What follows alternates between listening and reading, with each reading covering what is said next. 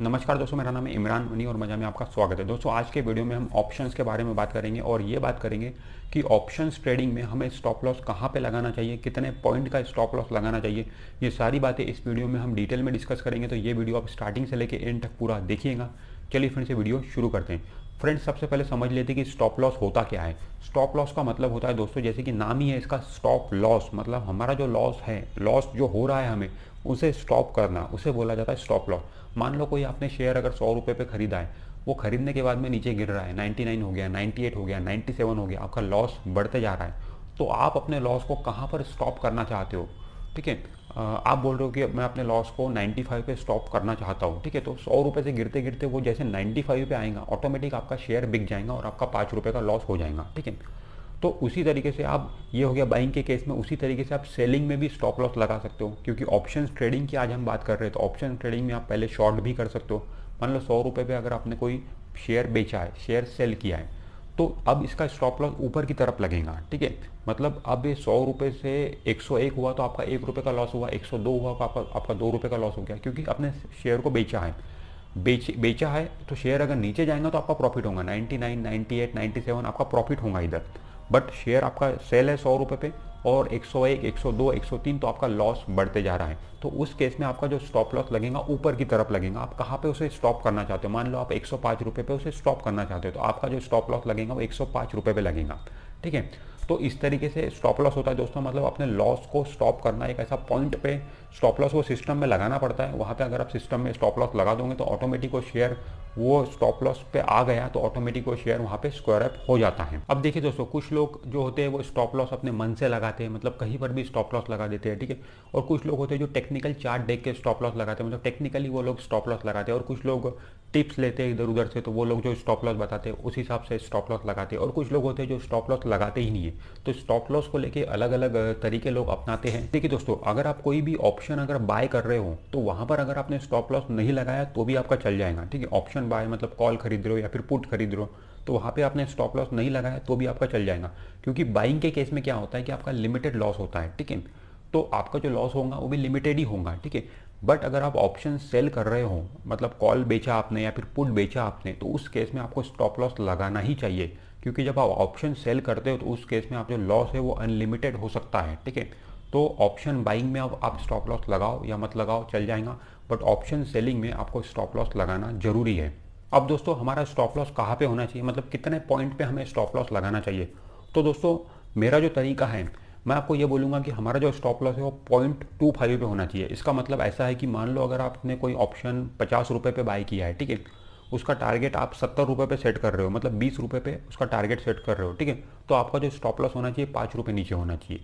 मतलब 20 रुपये आने के लिए है और 5 रुपये जाने के लिए है। इस तरीके से आपका स्टॉप लॉस होना चाहिए। 50 रुपये पे आपने खरीदा, 20 रुपये ऊपर यानी कि 70 रुपये पे आपने टारगेट सेट कर दिया और 5 रुपये नीचे आपने स्टॉप लॉस सेट कर दिया, यानी कि 45 रुपये पे आपने स्टॉप लॉस सेट कर दिया। ठीक है, तो ऐसा अगर आप करोगे तो आपके जो 5 ट्रेड रहेंगे, 5 ट्रेड में से अगर 4 ट्रेड आपके गलत भी हो गए, मतलब 4 ट्रेड में आपका स्टॉप लॉस ट्रिगर भी हो गया, तो भी आप नो प्रॉफिट नो लॉस में रहते हो। ये स्ट्रैटेजी आप अपना सकते हो। और दोस्तों, हमें अपने स्टॉप लॉस को स्ट्रिक्टली फॉलो करना चाहिए। ये नहीं कि मुझे लॉस हो रहा है, मैं स्टॉप लॉस मेरा ट्रिगर हो रहा है तो मैं इसे कैसे बुक करूँ, ये हमें नहीं सोचता है। स्टॉप लॉस आपका आ गया तो आपको उसे बुक कर लेना है, आपको लॉस बुक कर लेना है। क्योंकि दोस्तों, आप ऑप्शन में ट्रेडिंग कर रहे हो और ऑप्शन वैसे ही रिस्की है, तो इसमें हमें बड़ा लॉस करने से बचना चाहिए। तो छोटे छोटे लॉस में ही अगर हम निकल रहे हैं तो हमें निकल जाना चाहिए, वरना ऑप्शन में बहुत बड़े बड़े लॉसेस हो जाते हैं। और दोस्तों, अगर आप स्टॉप लॉस लगा के ऑप्शन में ट्रेडिंग करोगे तो आप एज ए ट्रेडर ज़्यादा समय तक स्टॉक मार्केट में टिके रहोगे। अगर आप विदाउट स्टॉप लॉस काम करोगे ऑप्शन ट्रेडिंग में तो आप ज़्यादा दिन तक as a trader stock market में टिके नहीं रह सकते, क्योंकि आपका बहुत ज़्यादा लॉस हो जाएगा।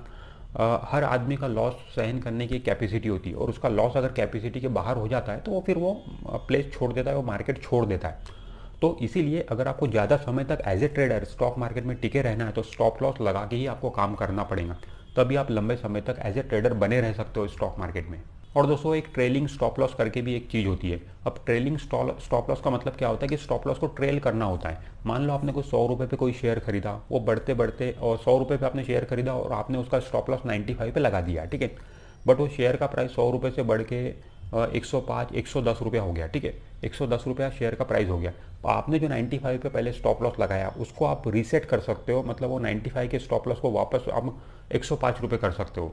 अब आपका देखिए, आपने 100 रुपये पे शेयर खरीदा, आपका स्टॉप लॉस 105 पे लगा हुआ है और शेयर का भाव अभी 110 चल रहा है। तो 110 रुपये से शेयर का भाव गिर के 105 भी आता है, आपका स्टॉप लॉस ट्रिगर हो जाएगा, शेयर आपका बिक जाएगा, तो भी आपको 5 रुपये का मुनाफा हो जाएगा। तो इस तरीके से आप स्टॉप लॉस को ट्रेल कर सकते हो, मतलब आपने कोई शेयर खरीदा है, उसका भाव बढ़ते जा रहा है तो अपने स्टॉप लॉस को भी ऊपर लेके आते जाइए आप। तो इस तरीके से स्टॉप लॉस को ट्रेल करना भी बहुत अच्छी बात होती है। और इसके अलावा दोस्तों एक और चीज़ मैं आपको बोलना चाहूँगा कि हमारी जो भी ऑप्शंस की पोजीशन होती है, चाहे हम कॉल खरीदे, पुट खरीदे, कॉल बेचे, पुट बेचे, ऑप्शन की जो भी पोजीशन होती है उसे हमें कैरी नहीं करना चाहिए, सेम डे उसे काट देना चाहिए, मतलब इंट्राडे ही उसे उसमें करना चाहिए। क्योंकि दोस्तों जब हम पोजीशन को कैरी करेंगे ना तो वहाँ पे रात भरे का रिस्क होता है, ठीक है। 3:30 बजे मार्केट बंद हो गया, अब अगले दिन मार्केट खुलेगा 9 बजे, 9:15 बजे, तो तब तक शाम को 3:30 बजे से लेके तो अगले दिन 9, 9:15 बजे तक कुछ भी हो सकता है, न सिर्फ हमारे इंडिया में बल्कि पूरे दुनिया में कुछ भी हो सकता है। तो कुछ भी होता है तो स्टॉक मार्केट पे उसका इफेक्ट होता है, ठीक है।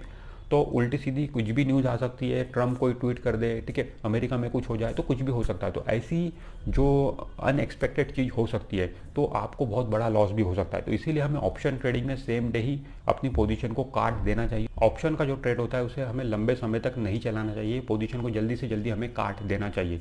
तो फ्रेंड आज के वीडियो में हमने समझने की कोशिश की कि अगर हम ऑप्शन ट्रेडिंग कर रहे हैं तो हमारा स्टॉप लॉस कितने पॉइंट पे होना चाहिए। तो जैसे कि मैंने आपको बताया कि 0.25 पे हम स्टॉप लॉस लगा सकते हो, मतलब 10 रुपये अगर हमारे जाने के लिए है तो 2.5 रुपये 10 रुपये अगर हमारे पास में आने के लिए है तो 2.5 रुपये हमारे जाने के लिए होना चाहिए। तो इस तरीके से हम अपने स्टॉप लॉस को लगा सकते हैं और लंबे समय तक एज ए ट्रेडर बने रह सकते हैं स्टॉक मार्केट में। तो फ्रेंड्स मुझे उम्मीद है कि आज का वीडियो आपको अच्छा लगा होगा। अगर ये वीडियो आपको अच्छा लगा तो वीडियो को लाइक जरूर कर दीजिए और आपने अभी तक हमारे चैनल को सब्सक्राइब नहीं किया है तो हमारे चैनल को सब्सक्राइब करके बेल आइकॉन जरूर प्रेस कर दीजिए। मैं मिलता हूँ आपसे नेक्स्ट वीडियो में, तब तक के लिए बाय बाय।